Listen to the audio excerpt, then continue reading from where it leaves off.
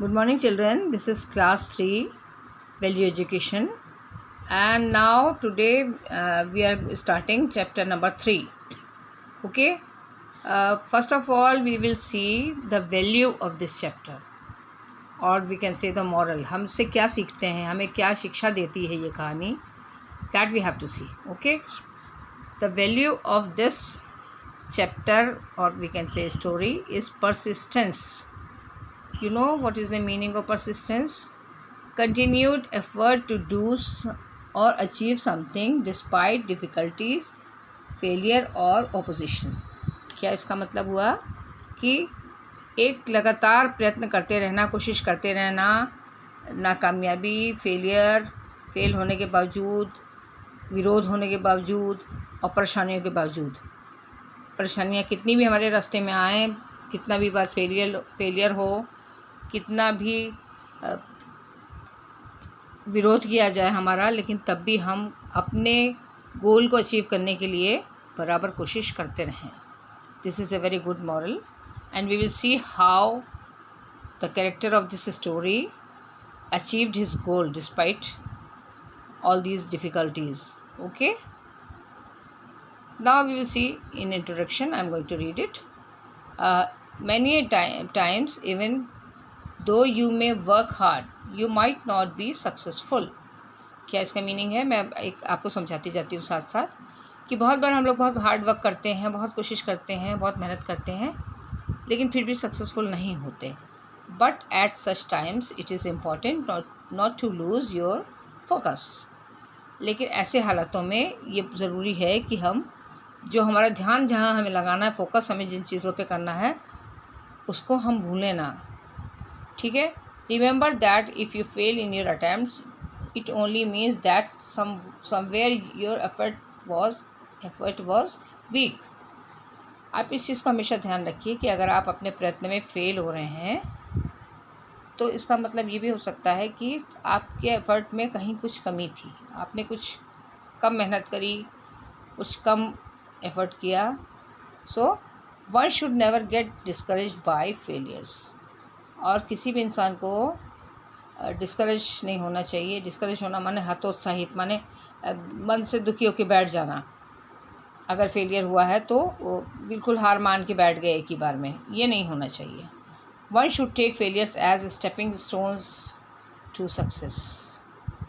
और ये मान के चल, बजाय हार के थक के बैठने की, ये मान लेना चाहिए कि अगर हमारी हार हुई भी है तो ये हमारी सक्सेस का पहला कदम है. ठीक है, जिससे हम सक्सेस की सीढ़ी पे चढ़ेंगे. ठीक है. If you fail once keep on trying and you would surely win. अगर आप एक बार फेल होते हो किसी चीज़ में, आपका अटैम्प्ट फेल हो जाता, आप क्लास में फेल हो जाते, कोई और मेहनत कर रहे हो, उसको नहीं कर पाते, सीख नहीं पाते, कुछ भूल छूट जाता है या हार जाते हो, तब भी हार मत मानो.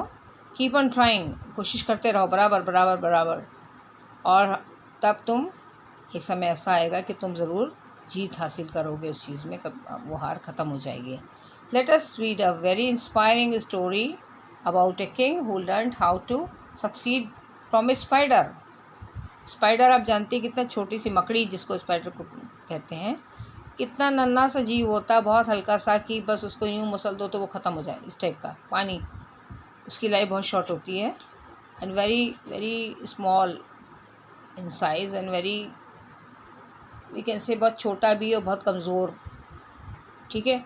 लेकिन here when we are talking about a spider, we know that you must have seen कि वो अपना जाला किस तरह से, ये अपना वेब हाउ ब्यूटीफुली, कितना इक्वली उसको वो डिवाइड करती है, और बहुत अच्छे से घूमती जाती है, बनाती जाती है, घूमती जाती है, बनाती जाती है, and with in one night it makes its own web.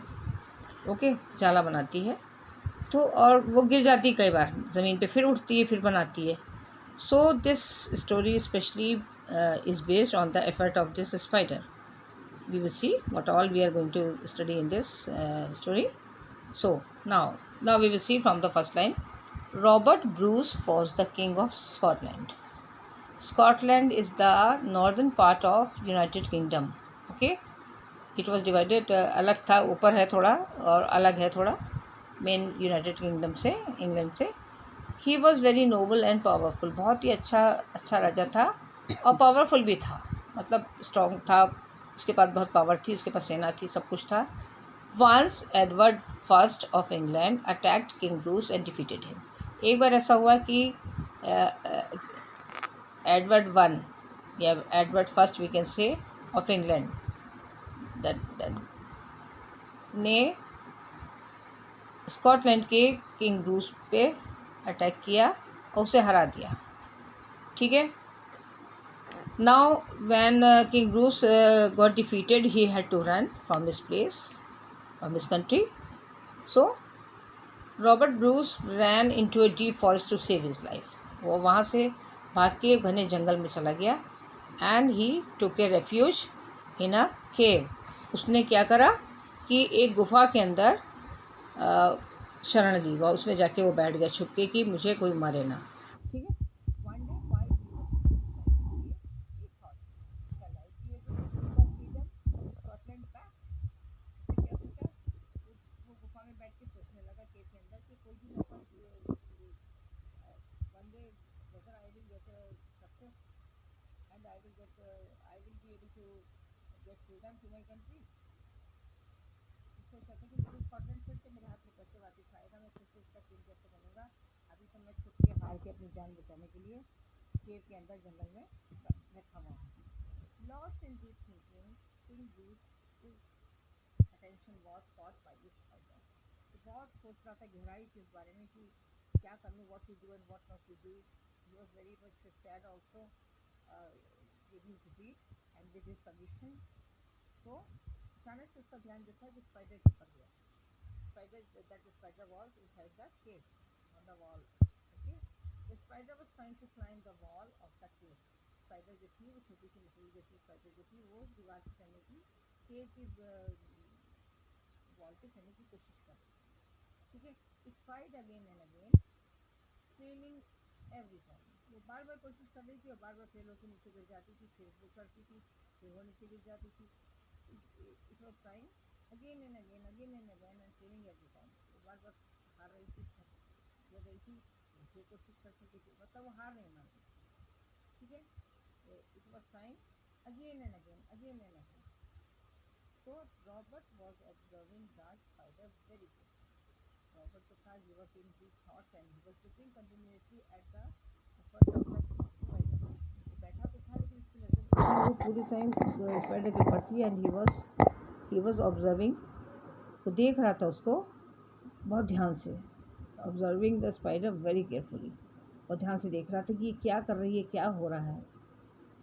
The spider kept on trying, जो स्पाइडर जो थी वो कोशिश करती रही, कोशिश में लगी रही। It did not give up, उसने प्रयत्न करना छोड़ा नहीं, गिव अप नहीं किया, हार नहीं मानी। Finally on the 17th attempt, 16 बार वो गिरी, 16 टाइम्स वो गिरी। 17th अटैम्प्ट में it was able to reach its goal, और 17th वाले अटैम्प्ट में, कोशिश में, वो it was successful and it was able to reach its goal. जहाँ वो चढ़ के ऊपर जाना मांगती थी केव की दीवार पे, वहाँ वो चली गई, उस बार वो नहीं गिरी, ठीक है। King Bruce thought, if a small creature does not admit failure and keeps on trying, then why should I accept defeat. उसके मन में ख्याल आया कि जब एक छोटा सा जीव जो है, ये क्रीचर जो है, स्पाइडर, जब वो अपनी हार को नहीं मान रही है और वो बार बार कोशिश कर रही है, तो मैं अपनी हार को क्यों एक्सेप्ट करूँ, मैं क्यों उसको मान लूँ कि हाँ मैं हार गया हूँ, now nothing is left in my life, I have to live in the same way as a defeated king and I have to live in a hidden place, I have to live in a cave, छुप के रहना है। ये दूसरा king जिसने मेरे को हरा दिया, कहीं वो मुझे देख ले, पकड़ ले और मुझे मार ना डाले, है ना। दैट्स वाई ये होता था पहले ज़माने में। In the olden times, this was a tradition. The defeated king always used to hide himself because he used to thought कि उसको मार दिया जाएगा। अगर वो किंग अगर वो छुप के नहीं भागेगा तो he will be killed by that king who has defeated him. Okay, so Robert Bruce made up his mind, उसने दिमाग में सोच लिया, तय कर लिया कि हाँ मुझे अब क्या करना है, ठीक है। Smiled a little bit and set up.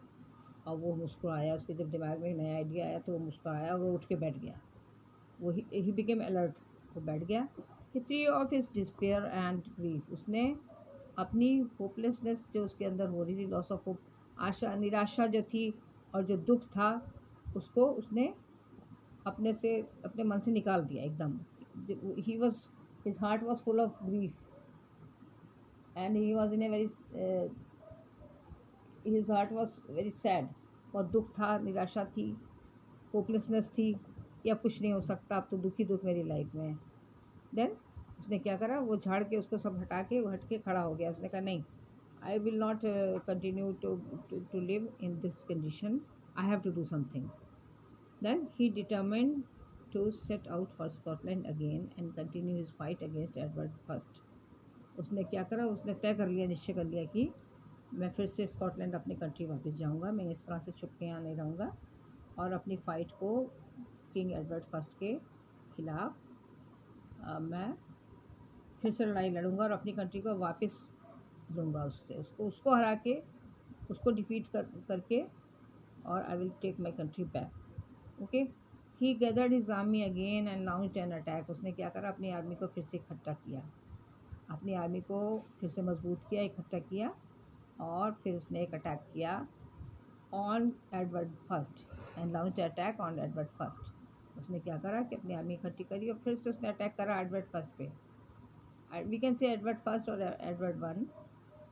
He defeated him and established his rule once again.